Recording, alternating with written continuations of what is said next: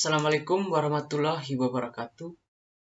Salam, Om Swastiastu, salam kebajikan, dan salam sejahtera untuk kita semua.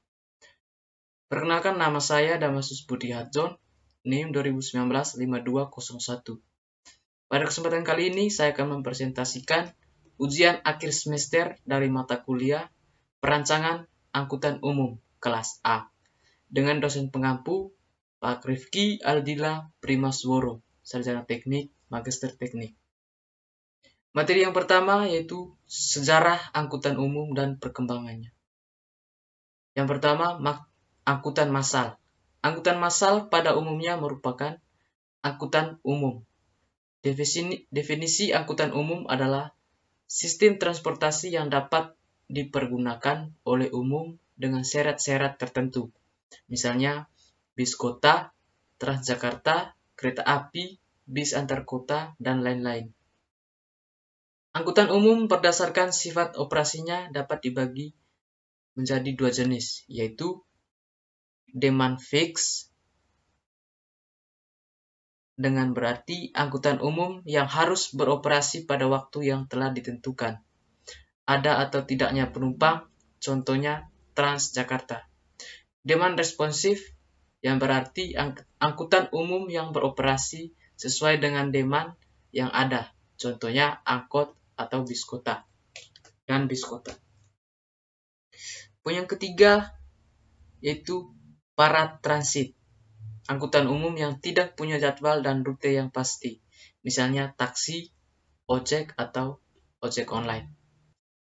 Materi yang kedua yaitu sistem transportasi perkotaan dan teknologi angkutan umum. 3 langkah strategis penanggulangan transportasi kota. Yang pertama, pengembangan pelayanan angkutan umum massal dengan cara meningkatkan aksesibilitas di seluruh wilayah, memasyarakatkan sistem angkutan umum massal, dan menggalakkan pengguna angkutan umum massal. Kemudian langkah yang kedua, pembatasan lalu lintas dengan cara mengurangi penggunaan kendaraan pribadi melalui pembatasan lalu lintas atau 3N1, ERP, ganjil genap, dan lain-lain.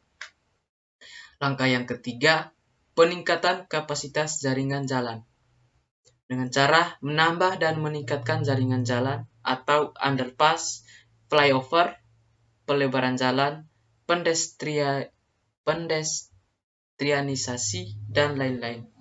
Materi yang ketiga yaitu konsep dasar angkutan umum. Tujuannya yang pertama, terwujudnya pelayanan lalu lintas dan angkutan jalan yang aman, selamat, tertib, lancar, dan terpadu dengan moda angkutan lain untuk mendorong perekonomian nasional, memajukan kesejahteraan umum, memperkukuh persatuan dan kesatuan bangsa, serta mampu menjunjung tinggi martabat bangsa. Kemudian tujuan yang kedua, terwujudnya etika berlalu lintas dan budaya bangsa. Tujuan ketiga, terwujudnya penegakan hukum dan kepastian hukum bagi masyarakat.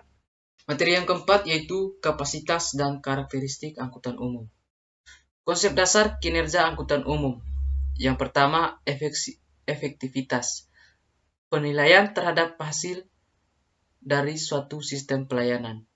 Ukuran efektivitas digunakan untuk membandingkan hasil akhir dan dampak pelayanan terhadap objektif yang telah ditetapkan.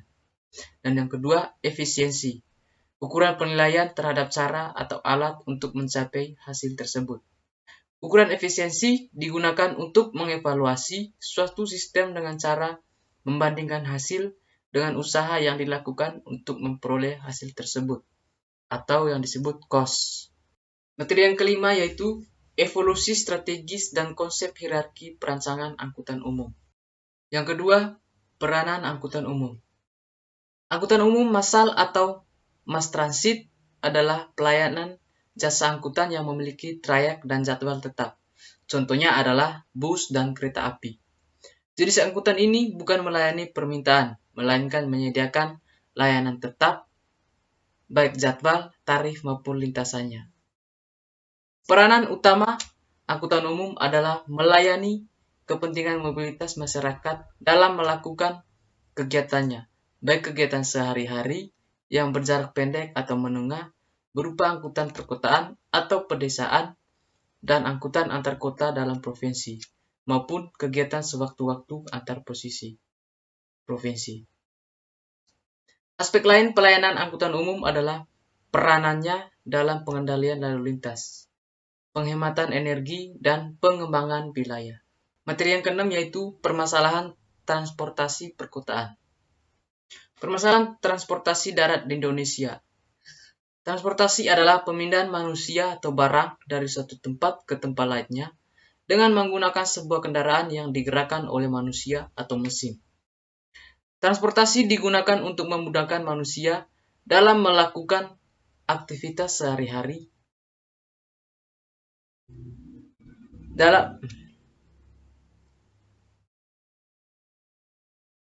Transportasi digunakan untuk memudahkan manusia dalam melakukan aktivitas sehari-hari.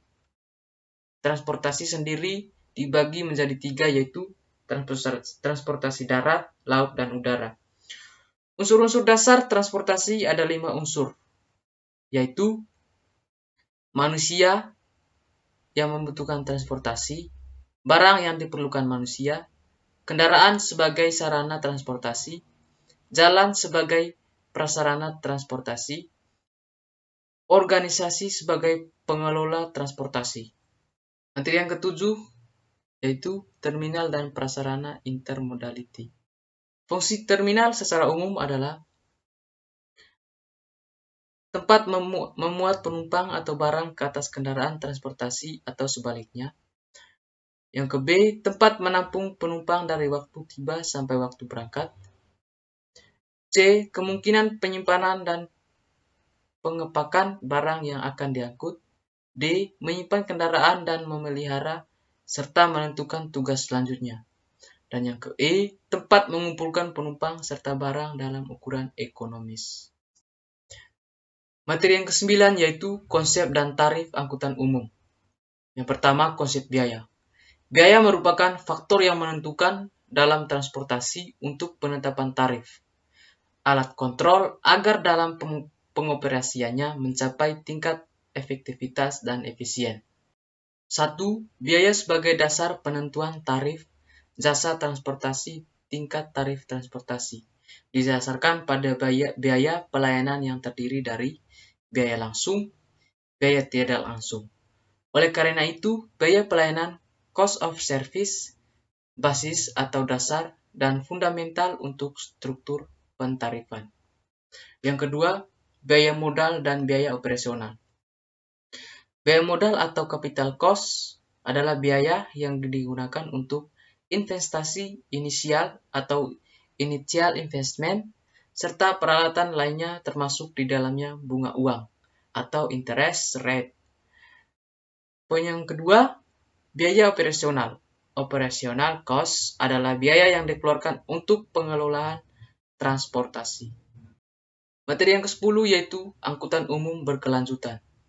Sistem transportasi yang berkelanjutan adalah sistem transportasi yang A. Menjadi akses utama dibutuhkan oleh individu dan masyarakat agar keamanannya lebih terjaga, manusiawi, tidak mencemari lingkungan, dan memberikan keadilan baik di dalam maupun antar generasi.